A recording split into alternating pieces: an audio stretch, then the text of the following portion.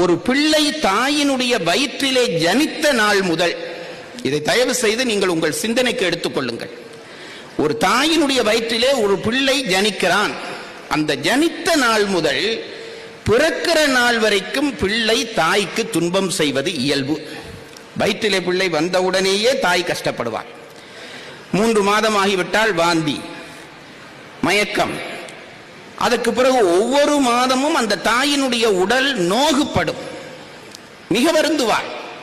9 மாதங்கள் ஆகிவிட்ட பிறகு அந்த தாய் படுகிற துன்பத்திற்கு வார்த்தை இல்லை. இருக்க முடியாது, நிற்க முடியாது, சரிய முடியாது.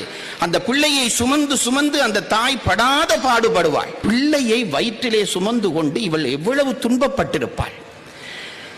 சரி, இத்தனை துன்பம், பிறந்த வயிற்றிலே ஜனித்த உடனே துன்பம், வளர வளர துன்பம், நிறைந்த வளர்வு பெற்ற பிறகு துன்பம் என்று கேட்டால், அவள் பிறக்கிற பொழுது தாய்க்கு கொடுக்கிற துன்பம், பிரசவ